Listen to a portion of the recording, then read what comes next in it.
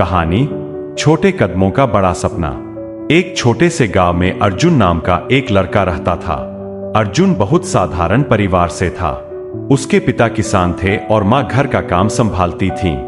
घर की आर्थिक स्थिति ज्यादा अच्छी नहीं थी, लेकिन अर्जुन के सपने बहुत बड़े थे। अर्जुन को बचपन से ही नई चीजें सीखने का बहुत शौक था।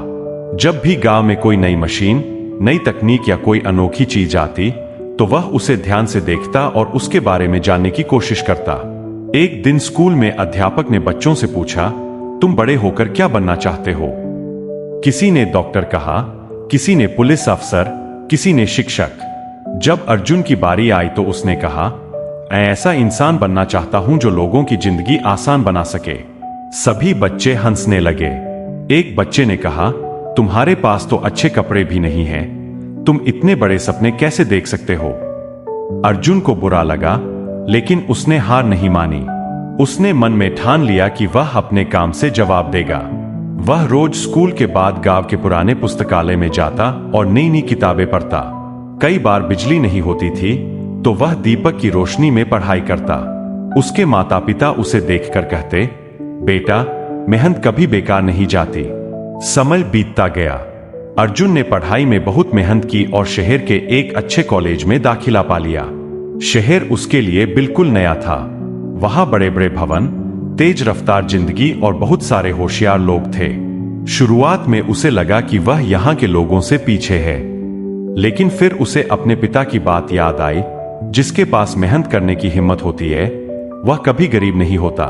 अर्जुन ने दिन रात मेहनत शुरू कर दी।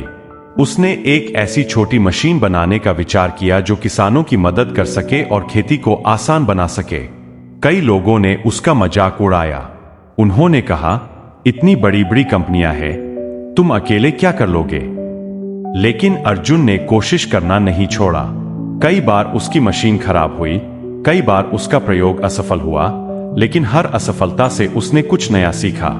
आखिरकार कई सालों की मेहनत के बाद उसकी बनाई मशीन सफल हो गई।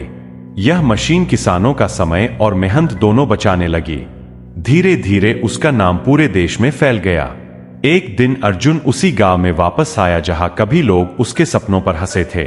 अब वही लोग उसका सम्मान कर रहे थे।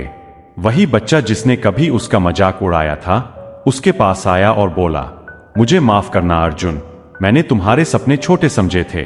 अर्जुन मुस्कुराया और बोला, सपने कभी छोटे या बड़े नहीं होते, उन्हें पूरा करने वाली मेहनत छोटी या बड़ी होती है। उस दिन अर्जुन ने गांव के बच्चों के लिए एक स्कूल और एक पुस्तकालय बनवाया, ताकि कोई भी बच्चा सिर्फ गरीबी की वजह से अपने सपने न छोड़ दे। सीख, मुश्किलें चाहे कितनी भी हों, अगर इंसान मेहनत, धैर्य और विश्वास के साथ आगे बढ़ता रहे तो वह अपने सपनों को सच कर सकता है।